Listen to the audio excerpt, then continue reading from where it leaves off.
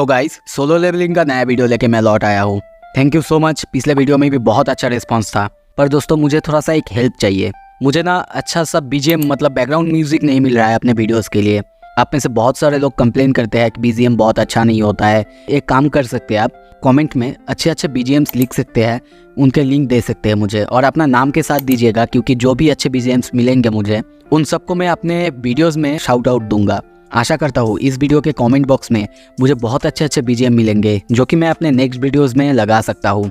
पिछले वीडियो में हमने देखा था जिन उस डिमन कासल में एंटर करता है और वहाँ पे एंटर करने के बाद उसकी मुलाकात एक लेडी डिमन से होता है जो कि उस जगह को प्रोटेक्ट कर रही थी। उससे सवाल करने पर वो भी बिल्कुल बारूका की तरह ब्लीच करने लगती है।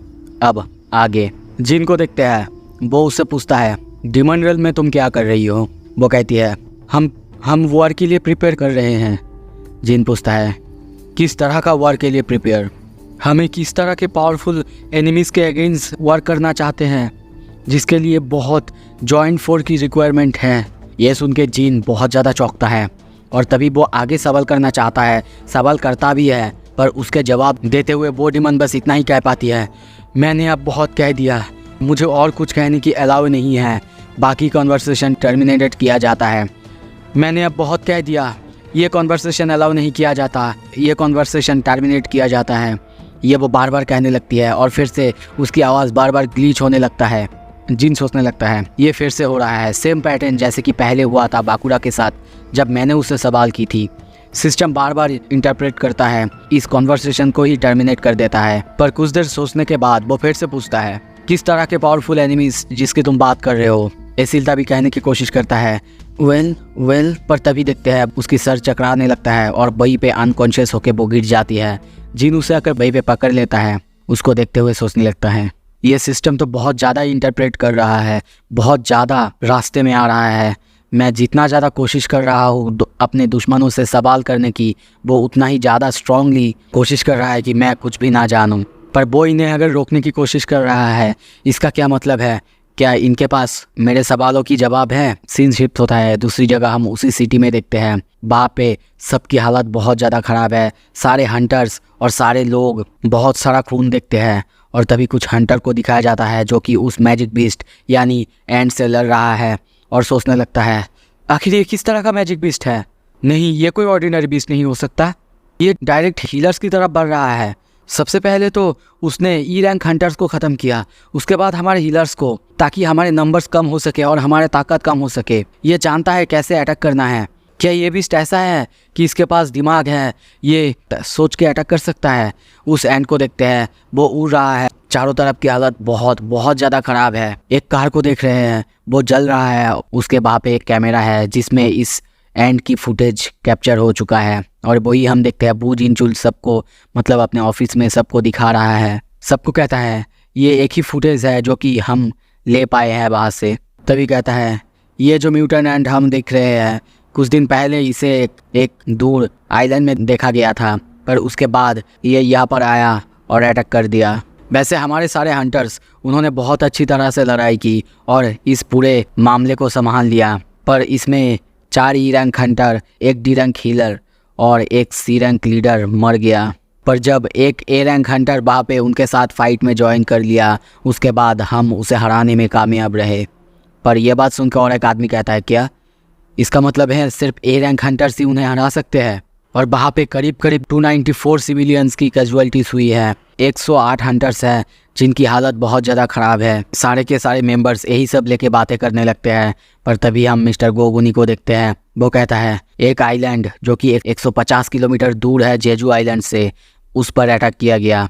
इसका मतलब एक ही है, वो बहुत बहुत दूर उड़ सकते हैं। ये बात सुन के सबके मन में घबराहट होने लगता है। सब सोचने लगते हैं हमारे पास उतने ज़्यादा हंटर्स नहीं है जैसे कि जापान के पास है, हमारे पास मैन पावर की बहुत ज़्यादा कमी है।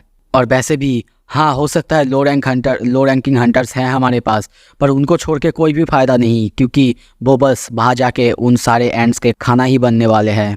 मिस्टर गो को देखते हैं, वो बस सोच रहा है ऐसी ख़राब हालात में साउथ कोरिया की मदद आखिर कौन करेगा, चाइना या फिर रशिया? पर क्या ही कर सकते हैं, उनके पास भी जितने सारे ज़मीन है उनको प्रोटेक्ट करना है और वैसे भी हमारे पास जितने सारे आइलैंड हैं, हम भी अपने सारे आइलैंड में हमारे हंटर्स को नहीं छोड़ सकते। अमेरिका, उनकी क्या हालत है? पिछली बार भी वो नहीं आए थे जब एस रैंक गेट खुला था। नहीं, मुझे तो चक्कर आ रहा है। तभी देखते हैं बू जिनचुल उसके पास आता है और कहता है मिस्टर गो। उसको देख के वो गुस्से में कहता है बोलो, मैं कैसे तुम्हारी मदद कर सकता हूँ मिस्टर बू? सर, इसके बारे में आपसे पहले बातें नहीं की, पर कोई है जो कि हमसे बात करना चाहता है, वो भी सीक्रेटली। ये सुन के वो कहता है क्या सीक्रेटली? क्या बोलना चाहते हो तुम? मिस्टर बू तभी कहता है मिस्टर होंग डोंगसो, वो चाहता है कि वो जेजू आइलैंड के रेड पर हमारे साथ चलेगा और वो यही बताना चाहता था। उसकी ये बात सुन के वो बहुत ज़्यादा चौंकते हैं और तभी देखते हैं दोनों जानने लगते हैं। और तभी मिस्टर गो कहते हैं तुम्हें तो पता ही है उसका इंटेंशन क्या है, तो कैसे तुम इससे टैकल करोगे? वो कहता है हाँ सर, मुझे पता है उसका टारगेट है संग जिनबू, और वैसे भी इसीलिए मैंने एक रिक्वेस्ट डाल दी है कि वो यहाँ पे ना आ पाए। जैसे कि मिस्टर बीएक ईएनओ के साथ उसका रेड गेट का इंसिडेंट हुआ था, उसका मैंने एक्सक्यूज़ दिया है। पर मिस्टर गो, और एक बात है जो मैं आपसे कहना चाहता हूँ, सिर्फ वो ही नहीं जो हमसे कांटेक्ट करने की कोशिश की थी। मिस्टर गो कहता है क्या और कोई भी है? मिस्टर बू तभी कहता है ये कॉल एक नेशनल लेवल हंटर की तरफ से आया है। तभी एक बहुत बड़े चौड़े आदमी को देखते हैं जिसको कि हंटर एसोसिएशन के एक आदमी कहता है चलिए सर, उनसे मुलाकात करवाता हूँ, मेरे साथ आइए। सीन शिफ्ट होता है, एसिल को देखते हैं। वो अपनी आँख खोलती है और खोलते ही चौंकती है जब उठता है, सामने जिन को देखता है और कहता है क्या मैं सो गई थी? जिन कहता है ओह तुम उठ गए। देख के तो ऐसा लगता है कि डिमन एक दूसरे को ज़्यादा पसंद नहीं करते, और जिन के सामने हम बहुत सारे डिमन, बहुत सारे बीस्ट को देखते हैं जो कि मरे पड़े हैं। ये देख के एसिल कहती है क्या जब मैं सो रही थी तुमने मुझे प्रोटेक्ट किया? और तभी उसके सामने झुक के कहती है थैंक यू सो मच मुझे बचाने के लिए। और वैसे भी यहाँ पे जो डिमंस विदाउट नॉलेज हैं, वो हमारे जैसे जिनके पास थोड़ा सा इंटेलिजेंस है हमें पसंद नहीं करते। जिन उसकी तरफ देखते हुए कहता है मुझे बताओ, मुझे एंट्री परमिट पाने के लिए और कितनी दूर जाना होगा? सीन शिफ्ट होता है, हम डिमन कसल के अंदर और एक कसल को देखते हैं। जिन वहाँ पे आ चुका है और कसल के अंदर आते ही सोचने लगता है डिमन कसल, उसके अंदर और एक डिमन कसल, वाह। और कुछ देर बाद हम देखते हैं दोनों उस डिमन कसल के किंग के पास आ चुके हैं। तभी वो किंग कहता है एसिल, क्या क्या किया तुमने अपने साथ? ये किसको लाए हो तुम? एसिल कहती है वो मेरी गेस्ट है। वो डरते हुए कहता है कौन सा गेस्ट अपने साथ इतने सारे इतने बड़े आर्मी को लेके आता है? ये सुन के एसिल को अजीब लगता है और वो कहता है क्या क्या कहने की कोशिश कर रहे हो आप? राजा तभी चिल्लाते हुए कहता है क्या तुम उसे देख नहीं सकते? उसके पीछे कितने बड़े बड़े आर्मीज हैं। उस डिमन कसल के सारे गार्ड्स जिनके ऊपर अपने तलवार रख देते हैं। जीन ये देख के कहता है मैंने एसिल से प्रॉमिस की है मैं इस जगह को छोड़ दूंगा अगर वो मुझे परमिट दे। और उसकी यह बात सुन के हम देखते हैं राजा को डर लग रहा है, उसका पसीना निकल रहा है और वो उसकी तरफ देखते हुए सोच रहा है ये वही बंदा है जो कि अब तक सारे फ्लोर्स को ख़त्म करते हुए आ रहा है। इसने मीटर्स और वॉल्कन से भी लड़ाई की है। वो तो मुझसे बहुत बहुत ज़्यादा ताकतवर थे, और अगर वो वॉल्कन और मीटर्स को हरा सकता है तो मैं उसके सामने कुछ नहीं। और इसीलिए तभी वो कहता है सिर्फ एंट्री परमिट ही है ना जो तुम्हें चाहिए? जीन कहता है और एक चीज़ है जो कि मुझे चाहिए। और तभी देखते हैं वो एसिल की कंधे में हाथ देता है और कहता है मैं बस आपकी बेटी को कुछ दिन के लिए बोरो करना चाहता हूँ। एसिल को देखते हैं वो शर्मा जाती है। जिन को देख रहे हैं वो सोचने लग, एसिल को पता है कि सारे परमिट्स कहाँ है, अगर उनको मुझे पाना है तो मुझे एक गाइड की ज़रूरत होगी, पर शायद यहाँ पे मैंने कुछ गलत कर दिया है। और तभी देखते हैं वो उसके कंधे से हाथ छुड़ा लेता है। सीन शिफ्ट होता है, कुछ देर बाद हम देखते हैं जीन उनके साथ बैठ के खाना खा रहा है। वो किंग तभी पूछता है तो तुम मेरी बेटी को एक गाइड की तरह ले जाना चाहते हो? जीन हाँ कहता है। उसके बाद हम देखते हैं बॉडीमन उसकी तरफ देखते हुए सोचने लगती है मुझे पता है मैं एक ह्यूमन से नेगोशिएट कर रहा हूँ, ये मेरे प्राइड को हर्ट कर रहा है, पर मैं कुछ नहीं कर सकता। अगर मुझे पहले से ही पता होता ये इतना ताकतवर ह्यूमन है तो मैं पहले से ही इसके साथ बैटल में नहीं उतरता। और तभी कहता है क्या तुम मेरे बेटी को प्रोटेक्ट करोगे? अगर तुम ये वादा करते हो तो फिर मैं उसे जाने दूंगा। ये सुन के जीन सोचने लगता है वाह, एक मॉन्स्टर जिसे अपनी बेटी की परवाह है।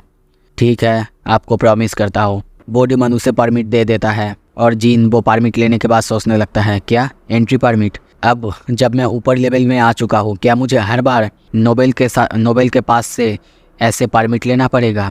और तभी देखते हैं उस परमिट को लेने के बाद ही वो एसिल से कहता है चलो अब चले फिर। पर तभी उसे नोटिस मिलता है एक डीमन नोबल तुम्हारे पार्टी में ज्वाइन करना चाहता है। ये देख के जिन को अजीब लगता है और वो कहता है क्या पार्टी सिस्टम, और साथ ही में मैं अपना एक्सपीरियंस पॉइंट्स भी शेयर कर सकता हूँ। वाह ये तो अच्छा है, पर चलो इतना तो ठीक ही है कि मैं उसका छोटा सा अमाउंट इसमें कंट्रीब्यूट कर सकता हूँ। तभी वो उससे कहता है देखो अगर तुम मेरे साथ जा रहे हो इसका मतलब ये नहीं कि तुम लड़ाई करोगी, सब कुछ मैं संभालूंगा। ये सुन के एसिल बहुत ज़्यादा शर्माती और कहती है ओके। जिन उसकी तरफ देखता है पर वो कुछ रिस्पॉन्स नहीं करता। कुछ देर बाद हम देखते हैं ऊपर वाले फ्लोर में एंट्री करते हैं, पर कुछ देर बाद हम देखते हैं एसिल कहती है जिन्वू सर रुक जाइए, और हम देखते हैं बैग से ड्रिंक निकालते हुए कहती है इसे लीजिए, मेरे पापा ने इसे खास आपके लिए भेजा है। आप अगर इसे बाकी सारे क्लैन हेड्स को देंगे और उनके साथ नेगोशिएट करने के बारे में सोचेंगे। जिन कहता है क्या नेगोशिएट, क्या तुम सारे क्लैंस के बीच एक अच्छे दोस्ती है? एसिल कहती है नहीं नहीं।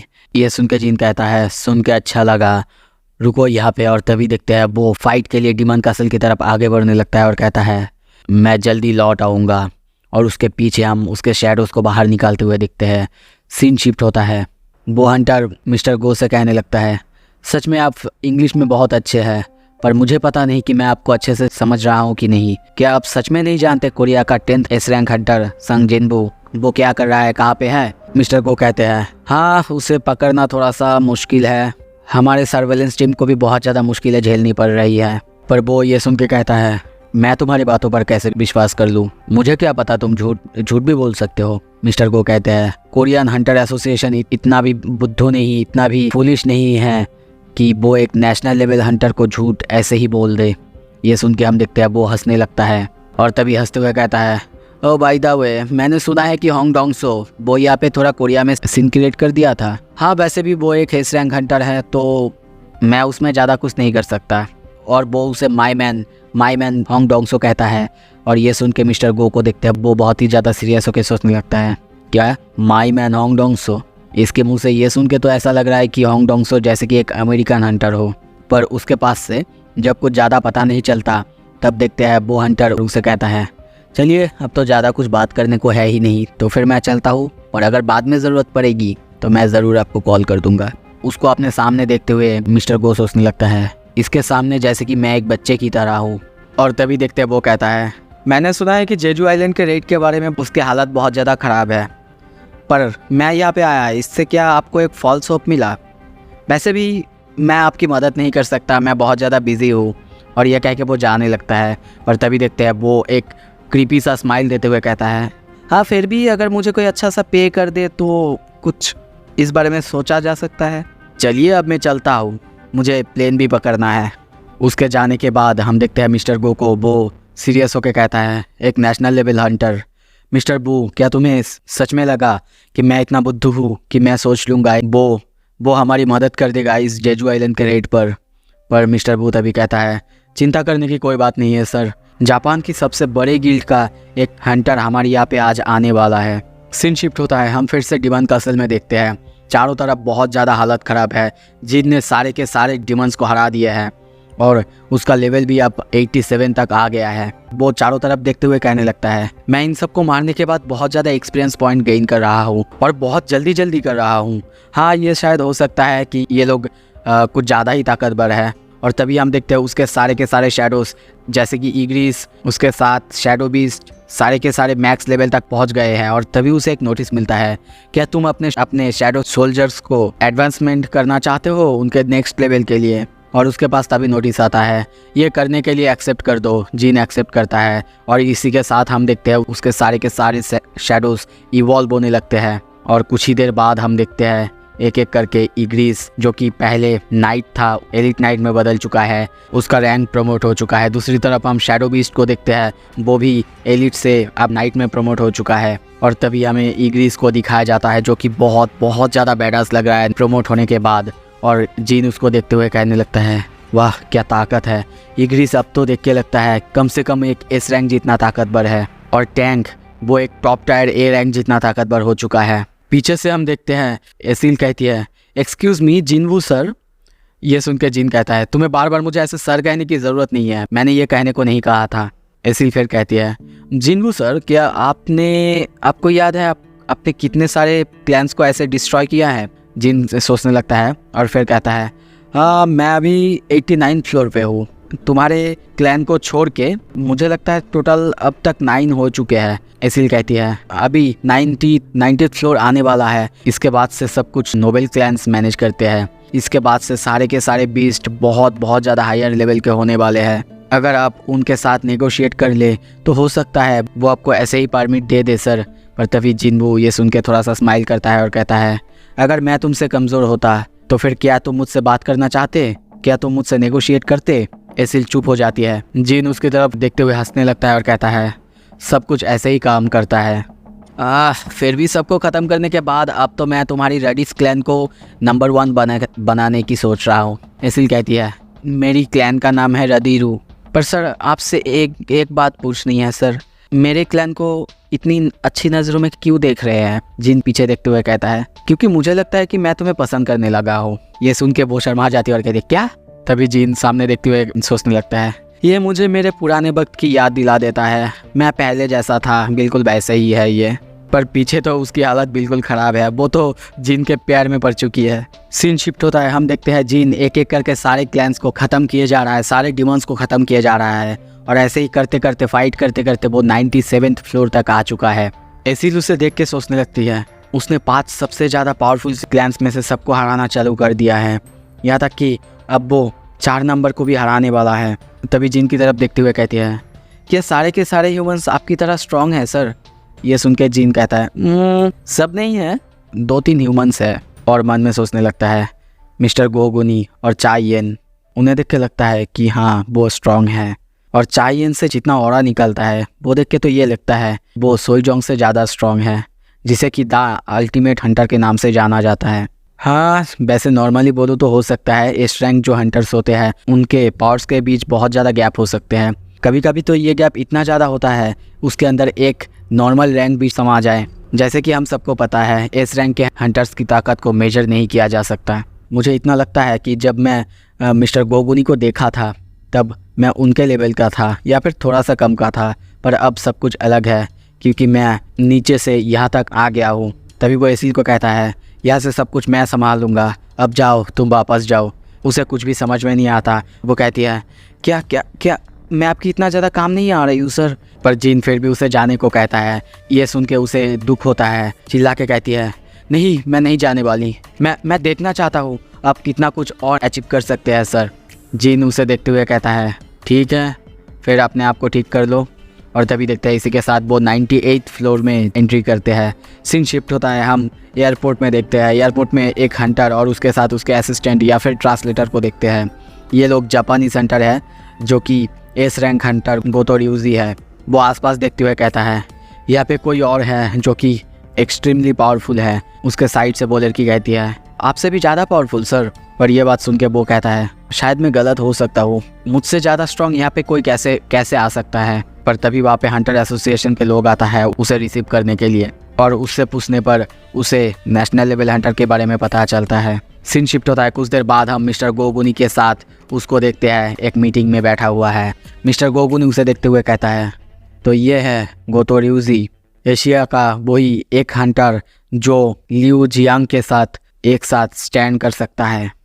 हाँ मुझे पता है ये कोई ऑर्डिनरी बंदा नहीं है, इसे देख के भी लगता है ये कोई ऑर्डिनरी बंदा नहीं है। जापान में 21 एस रैंक हंटर्स हैं और उनमें से 11 एस रैंक हंटर्स जो कि र्यूजी के साथ सेम गिल्ड में है, द ब्लेड।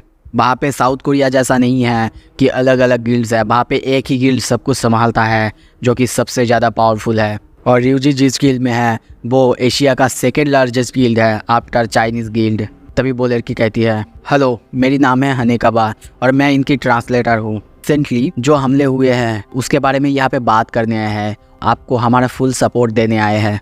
तभी वो हंटर कहता है देखिए मैं सीधी तरह बात करता हूँ, मैं टॉप टायर हंटर्स को लेके एक यूनाइटेड टीम बनाने के बारे में सोच रहा हूँ जिससे मैं वहाँ की बेस कैंप पे हमला करूँगा। मिस्टर गो कहता है हाँ मुझे पता है जापानीज हंटर्स बहुत अच्छे हैं, पर फिर भी डायरेक्ट उनके बेस कैंप पर हमला करना ये ज़्यादा डेंजरस नहीं होगा।